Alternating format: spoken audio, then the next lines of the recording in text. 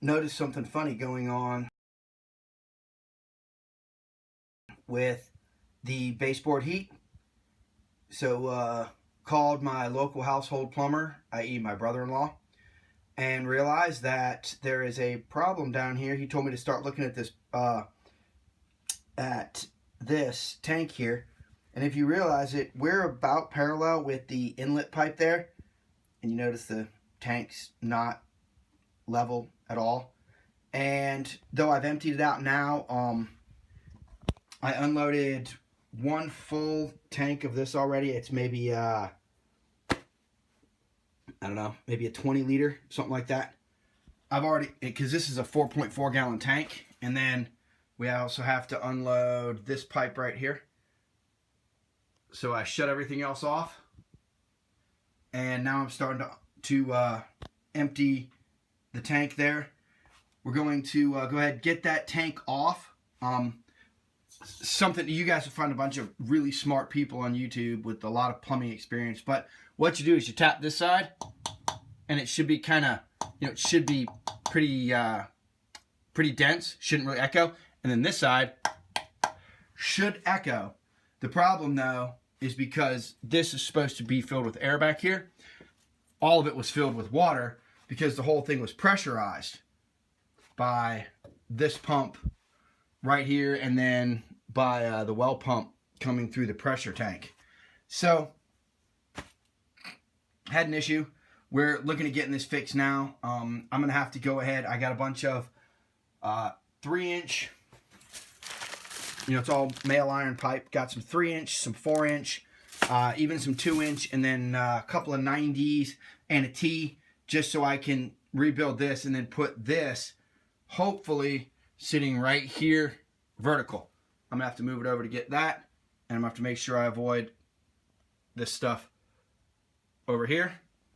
But hopefully this will help somebody else who is in the same position where they don't really know what they're doing, but they're trying to learn. Once I've got it mocked up, I'll go ahead and come back to you. So I've got the it's got my standard claw hammer under here to use as a lever, and that's how bad it is. Just by using this hammer as a lever, I bring that pipe back up and it starts draining more water out of that tank. See how many times I have to do this, or how long I have to hold it before it empties. As you can hear, I've got it running again. So remember before, the tank went back that direction, horizontal, where I've got the pressure gauge now. Got the new tank. It's the same size. Due to the size of the boiler, it's was it 97,000 BTU or 95,000. I need the 4.4 gallon tank. I can feel pipes heating up again. Yep, definitely heating up again. And we're starting to build some pressure. We should max out. This should shut us off at between 12 to 15. Got our new backflow prevention valve. This, because I'm gonna have to get to a supply store to get a new one of these. I just put the old one back in. We'll see if it works good. So far, got all the valves turned back on, and the heard those hissing earlier, getting the air out of the system. And looks like, let's see if I can get you in there to read that.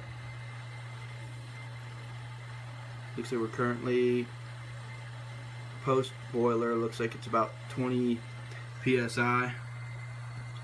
And I know the temperature gauge is still working, because a minute ago the temperature gauge was sitting at about 70, which is reasonable for the cool down time. And now we're looking at a 100 and almost 170 Fahrenheit. We make about 75 C. So still got that under there because I don't trust my own work yet with plumbing.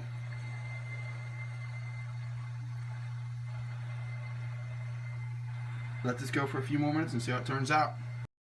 I'd like to thank everybody for sticking around through this video. It's a pretty simple job.